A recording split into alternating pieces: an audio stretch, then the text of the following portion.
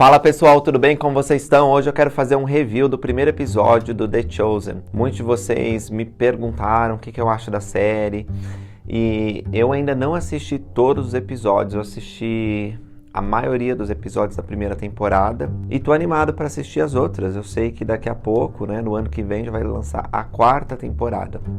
E agora o SBT anunciou que vai colocar o The Chosen na programação, então vai ser mais acessível para as pessoas, elas vão poder assistir. E essa série tem sido muito elogiada. E a minha intenção é ver nessa obra de entretenimento aspectos importantes para nós que somos da Igreja de Jesus Cristo dos Santos dos Últimos Dias. Então vamos lá. Primeira coisa, Angel Studios. Conheço algumas pessoas que trabalham lá. É um estúdio pequeno, mas que tem se tornado maior, especialmente depois do The Chosen e depois do filme Sound of Freedom, Som da Liberdade. Então, a primeira cena mostra um homem falando com sua filha. Eu achei bem interessante a forma como eles começaram a contar a história do Senhor Jesus Cristo nos Evangelhos. Eles mostram uma cena onde uma menina não consegue dormir, ela vai falar com o pai que está adoentado e ele cita uma escritura de Isaías para acalmar ela. E essa situação ocorre pouco depois do nascimento de Jesus Cristo. Eu vou falar mais sobre o nascimento de Jesus Cristo em outra ocasião, porque eu sei que eles têm um especial de Natal, então eu também vou fazer a minha análise daquele episódio. Mas o começo desse episódio, o episódio piloto, ele se une ao final. E é muito interessante como eles construíram isso. Eu gostei bastante da narrativa que foi construída. Eles até têm um aviso no começo que fala que a série é uma ficção baseada em eventos reais. O Salvador Jesus Cristo e vários personagens que aparecem aqui, eles realmente existiram. Mas eles têm bastante liberdade criativa para preencher os espaços que a Escritura não conta. É evidente que os evangelistas que escreveram sobre a vida de Jesus Cristo, Mateus, Marcos, Lucas e João, eles não tinham a intenção de fazer um romance e nem de fazer uma narração precisa de todas as coisas, como as pessoas se sentiam. A intenção deles era testificar de Jesus Cristo para públicos diferentes, mas essa era a intenção básica de todos os evangelistas.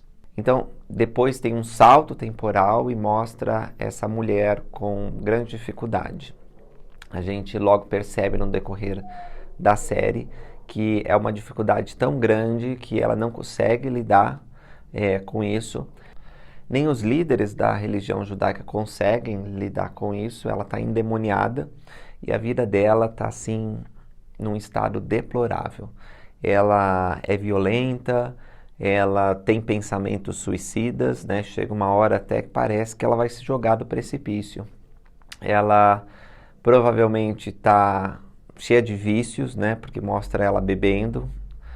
E no final a gente vai descobrir, tem spoiler, é claro, esse review, mas no final a gente vai descobrir que ela é Maria Madalena. Existem várias Marias mencionadas nas Escrituras, essa específica é Maria Madalena. A gente não sabe se Maria Madalena e Jesus Cristo se conheceram tão cedo na linha temporal, então esse é um acréscimo que eles fizeram. Então esse episódio, na sua maior parte, antecede o primeiro ano do ministério público do Senhor Jesus Cristo. Então, não dá para saber se Jesus ele conheceu Maria assim tão cedo, mas a história é bonita da forma como eles contam. Então, isso acontece na cidade de Cafarnaum, onde Jesus ele realizou vários milagres importantes nas Escrituras, mas o povo, em geral, não o recebeu.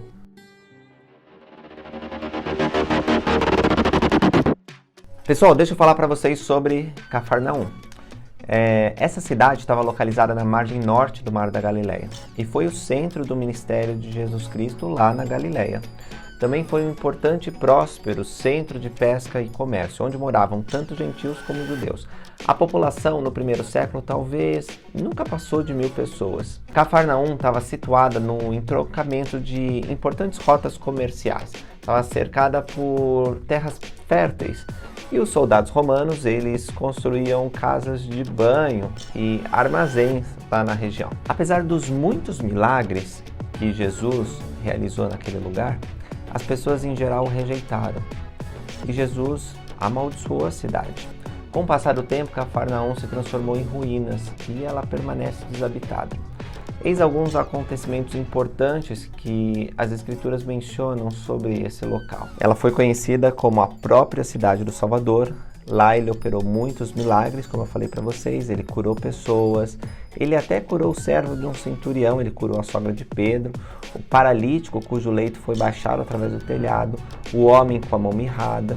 Ali também Jesus expulsou vários espíritos malignos, ele curou a filha de Jairo, ele proferiu o sermão sobre o pão da vida. Foi lá na sinagoga de Cafarnaum. E o Salvador orientou Pedro para que pegasse os peixes do mar e encontrasse uma moeda para pagar impostos.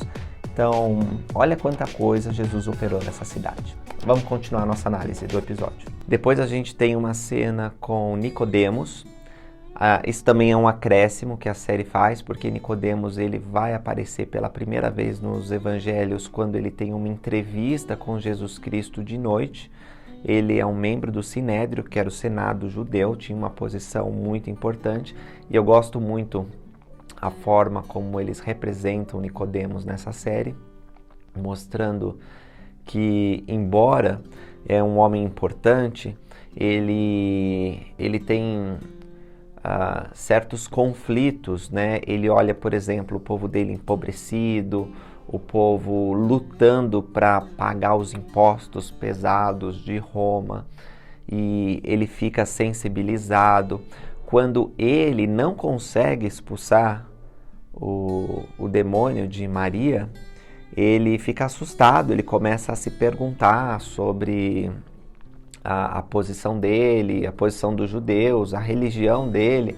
A esposa dá um chacoalhão nele dizendo, olha, você tem que ter as respostas, você não tem que ter perguntas. E é muito legal como é construído, né? Como as pessoas respeitam na sinagoga, numa sinagoga menor, este homem que é membro do Sinédrio, um grande mestre em Israel. Também eu gostei do desenvolvimento de Mateus. As pessoas já me disseram, várias que assistiram The Chosen, que o personagem favorito delas é Mateus. Ele ainda não é apresentado o nome dele nesse episódio, mas mais pra frente a gente vai aprender. Eu logo reconheci porque ele é um coletor de impostos. E os coletores de impostos não eram bem-vindos naquela época, né? Ninguém gosta de receber um fiscal da Receita hoje em dia, e naquela época era assim também. Só que com a opressão romana, o ódio para com essa classe era muito maior. Uma coisa interessante desse personagem é que ele é claramente autista, né? Ele quer tudo limpinho, as sandálias dele bem organizadas, né? Põe fileirinha assim, e aí quando ele suja, porque o local que eles caminhavam tinha terra, tinha fezes de animais, tinha sujeira de todo tipo, né? Eles não tinham meia e tênis para ficar andando para lá e para cá. Então nessas ruas empoeiradas, era normal os pés ficarem juntos. Vocês podem ver que até tem um momento que Pedro chega na casa dele para falar com a esposa e ele lava os pés. E Mateus é assim, é todo, né? Não me toque. E a gente não sabe se ele era autista. A gente não sabe se Mateus ele tinha esse jeito que o artista ele está colocando no personagem. O que nós sabemos de Mateus é que ele é um apóstolo do Senhor Jesus Cristo, foi um apóstolo do Senhor Jesus Cristo, e ele escreveu o primeiro evangelho que leva o nome dele. Nós vemos que Mateus estava muito interessado em provar aos judeus a divindade de Jesus Cristo. Então, ele é bem detalhista em algumas coisas, e talvez por isso os escritores, eles pensaram em colocar Mateus numa personalidade autista, porque se importa muito com detalhes, né? E é muito cuidadoso em ligar os pontos entre o Velho Testamento e o que Jesus Cristo está fazendo. Eu gostei, mas lembra, a gente não sabe se Mateus era realmente assim. A gente tem os eventos na sinagoga e o soldado romano, ele diz, bem arrogante, né? E eu acredito que possa ter sido assim mesmo. Roma, ele tinha essa posição de arrogância para com os povos que eram dominados. E ele diz assim, olha, a gente precisa que você vá lá resolver, essa mulher está causando problema. Interessante que tem uma pichação que diz, o Messias irá destruir os romanos. E tem um soldado romano tentando apagar isso, né? Os judeus naquela época realmente estavam muito ansiosos pela vinda do Messias. Eles sabiam que o Senhor viria a eles e eles esperavam que fosse um grande libertador. Um libertador do Império Romano e de toda a tirania do mundo. Se você ler o Velho Testamento, você vai ver que há muitas profecias do Messias como libertador. Mas grande parte dos israelitas da época não entendiam que algumas profecias se referiam à primeira vinda do Senhor na terra e outras profecias à segunda vinda de Jesus Cristo. E se prestarem atenção, os profetas falaram muito sobre a primeira vinda de Cristo como alguém humilde, que ia ensinar, que ia guiar, que ia morrer pelos nossos pecados e sofrer as nossas dores. Então, eles tinham essa confusão. E o Senhor Jesus Cristo vai passar parte do seu ministério explicando que o reino dele não é desse mundo, que ele veio para salvar aqueles que estavam perdidos, e ele vai ensinar muitas dessas coisas pelo exemplo. Ele mesmo disse, os pássaros têm ninhos, as raposas têm covis, mas o Filho do Homem não tem onde reclinar a cabeça. Então ele não tinha uma casa, ele não tinha bens desse mundo, ele ficava andando e ensinando o povo de toda parte. A gente tem uma cena de Pedro lutando contra o cunhado dele. Bom, a gente não sabe se Pedro era voltado ao MMA da época. O que a gente sabe é que Pedro era uma pessoa impetuosa, era uma pessoa de personalidade forte, por causa dos diálogos que nós vemos nas Escrituras. Então, mais uma vez, esse é um acréscimo criativo, mas é interessante como eles representam Pedro. Pedro e André têm um diálogo, André é muito mais calmo, né, o irmão de Pedro, ele está preocupado com relação aos impostos, eles não estão conseguindo pescar, e seguir sustentando a família deles.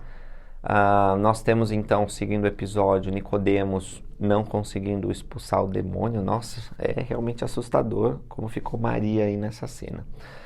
Aí a gente tem Pedro e a esposa dele.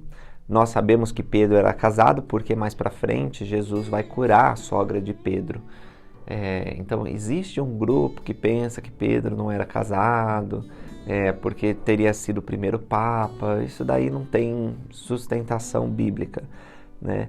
Pedro, ele com certeza foi casado, porque a Escritura expressamente diz que ele tinha uma sogra. A gente vê essa cena bem forte, onde Maria, ela vai sem esperança para esse penhasco, mas felizmente ela não tira a própria vida. Até tem um pássaro voando, pode ser entendido como intervenção do Espírito de Deus para que ela não acabe com a própria vida. Enquanto isso, Mateus está cobrando impostos e cobra dos irmãos pescadores, e eles não têm todo o dinheiro para pagar, mas Pedro tem uma artimanha aí para evitar essas coisas. Mais uma vez, tudo isso é invenção criativa. Não sei se chegaria a esse ponto, né? Eu não sei se se eu tivesse a oportunidade de escrever um episódio, eu chegaria ao ponto de criar essa artimanha dos irmãos para ganhar mais tempo com relação aos impostos. Mas é possível, né? Talvez eles fizessem uma coisa dessa, porque eles queriam sobreviver como todos os outros. E nas pressões que haviam contra os judeus naquele tempo, ganhar mais alguns dias dizendo que conhece fulano, que fez um acordo com o ciclano. E o ponto alto do episódio é quando Jesus Cristo aparece. E ele fala com Maria. A princípio, ela recusa falar com ele, ela sente mal, talvez até os espíritos malignos querem se afastar, porque percebem que é Jesus Cristo. Eu não sei se é isso, mas é a impressão que me deu olhando o episódio. E ela vai para fora fugindo, porque ela não quer estar perto deste homem. E quando ela procura se afastar, Jesus a chama pelo nome e menciona a mesma escritura que o pai dela mencionava. E a gente liga com o começo do episódio, que é uma escritura que está em Isaías. A aparência de Jesus, né? Há muito questionamento sobre isso. Nós não sabemos como se parecia Jesus Cristo. Nós sabemos que ele não chamava atenção para si, que ele andava e se vestia como um judeu, até porque Isaías, quando profetiza de Jesus Cristo, lá em Isaías 53, ele disse: não havia boa aparência para que o desejássemos. Agora, Jesus, ele era literalmente o filho de nosso Pai Celestial, além de ser o filho de Maria. Então, muitas pessoas, elas enfatizam o aspecto físico que veio de Maria, como um judeu.